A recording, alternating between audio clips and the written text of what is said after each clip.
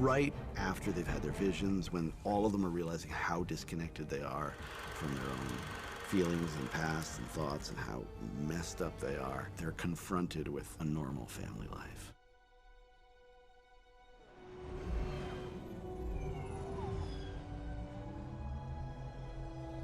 What is this place? Safe house. Let's hope.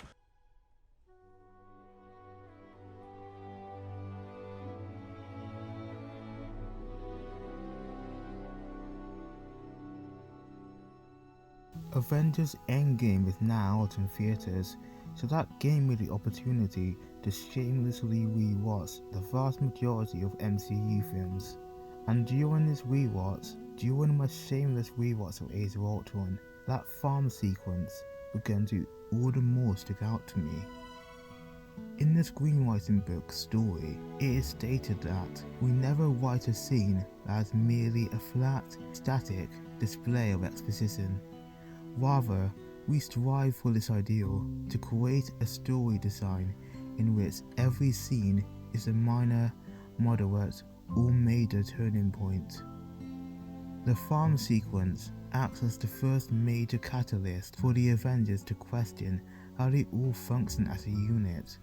As it's only an hour into the movie, the major change exhibited is simply the Avengers becoming aware that their flaws, these skeletons they all keep in their closets, is the driving force for why they seem to be falling apart. But I see those guys, those gods. You don't think they need me? I think they do, which is a lot scarier. Yeah. I guess they're my mess. You need to be sure that this team is really a team and that they have your back. Once settled into Hawkeye's farm, members of the team, excluding Thor, are paired off. Let's begin with Banner and Black Widow. Going back to story, it states that within the scene, the character acts on his or her scene objective by choosing under pressure to take one action or another.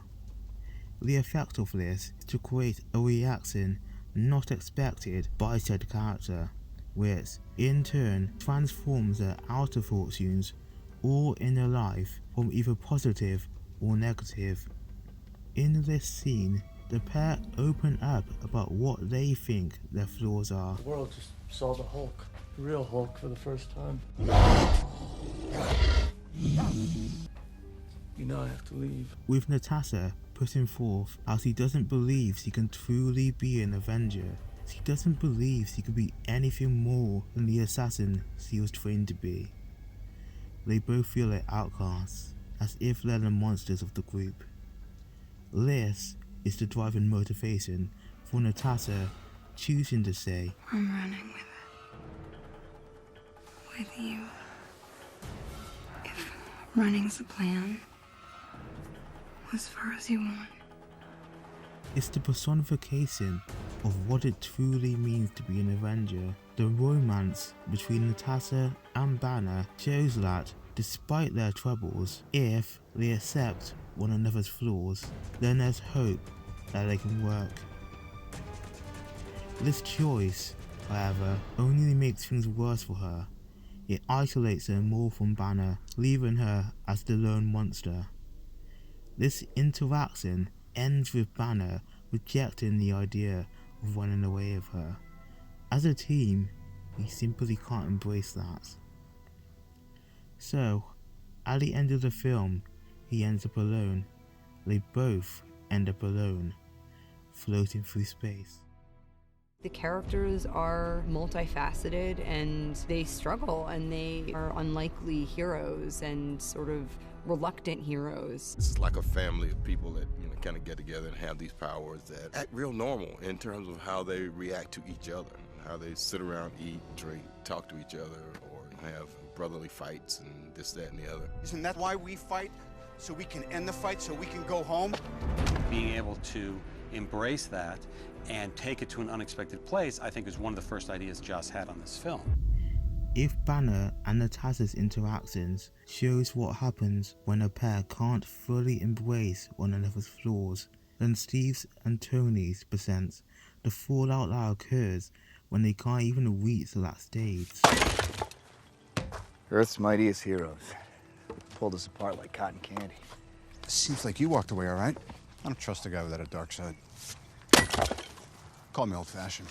Well, let's just say you haven't seen it yet. Steve's objective in this scene is to press Tony on why he'd go against the team, creating Ultron.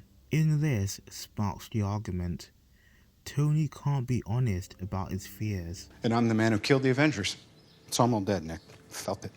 The whole world, too. I didn't tell the team. How could I? So he goes on the defense, only pushing Steve further away. Through the pair choosing not to be completely honest with one another, the film uses dramatic irony. Their flaws being so obvious to the audience, yet invisible to the characters on screen, creates a sense of hopelessness and dread of what's to come. The team can barely work with those on the same side, so how will they ever defeat Ultron? Or what about these forthcoming threats Tony keeps banging on about? We're the Avengers. We can bust arms dealers all the livelong day, but that up there, that's the Endgame. How are you guys planning on beating that? Tony and Steve's inability to be honest with one another in the same way as Natasha and Banner only makes matters worse for the pair in the long run. They never get over their differences, they never truly become a team, and they never truly trust one another. This only leads to many issues for this so-called team. Despite Age of Ultron being a stinking hot mess, this sequence gets to the heart of what the Avengers represents. The team is at their best when they give their all to one another, the good, the bad, and the ugly. By the end of the sequence, Nick Fury has shown up to give another speech to get these idiots to work together, and whilst that speech does kind of work, the team is never really the same. The uses of dramatic irony from beforehand became a double-edged sword in terms of audience reactions.